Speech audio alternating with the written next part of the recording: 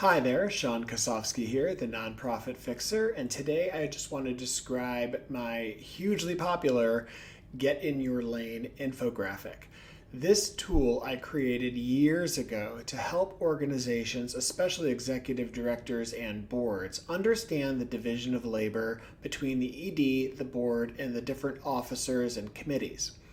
Very often, people have never seen anything like this. They have been just operating in a casual way with the way their organization operates. Most small nonprofits are very flexible and people are moving in and out of responsibilities instead of having clear lines and clear lanes for each person in the organization. I think this is a terrific tool. Lots of people have found it useful, so I'm going to walk through it with you today. There are 2 pages, and I will link to this tool in the section down below so you all can have it for free. But essentially, what I'm doing in this document, I think cleverly, is with the get in your lane with different traffic here and people on bikes. But the first thing we talk about on this document is the executive director, the ED, right on the left-hand side. And you'll see at the top of this document in red, it says do this, and at the bottom, don't do this. So I'm trying to say this is what something is and this is what it is not. This is what the executive director does and what they do not do. This is what the board chair does and what they do not do. So there's clear lines.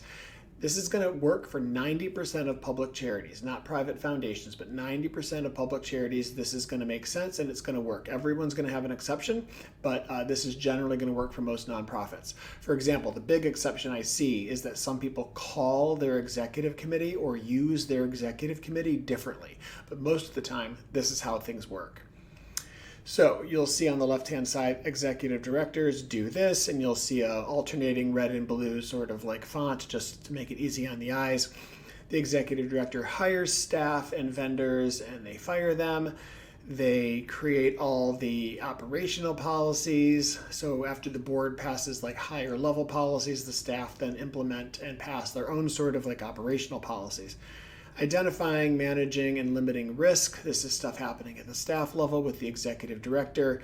And then you move over to actually go to the bottom and say, don't do this. Like, don't expose the board or staff to drama unnecessarily.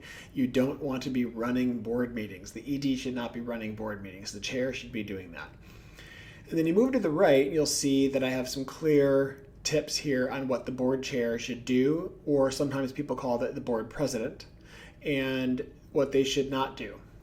This is not the same as if you have a president and CEO model, then it's a little bit different, but most nonprofits have a board chair or board president model. And then I have the board as a whole, at-large board member. Maybe you have 6 members of the board, maybe you have 60. Whatever it is, the board as a whole has a certain do this, don't do this. And then the vice chair, which is largely a ceremonial role and to pitch in for the chair when the chair or president can't be there. That's what the vice chair role. You can see that there's almost nothing on that one. And then I'm going to go to page 2, the second page, and on the last page of this. The treasurer, this is what they do and what they don't do. The secretary. And then the committee chairs have their own sort of like this is what they do and what they don't do. And then the staff. So this is to help orient you toward how nonprofits should have a division of labor. I hope you enjoy the tool and use the tool and keep it near your computer and near your desk all the time. If you like this video, please subscribe and like and comment down below. I would love to hear your thoughts. Thank you.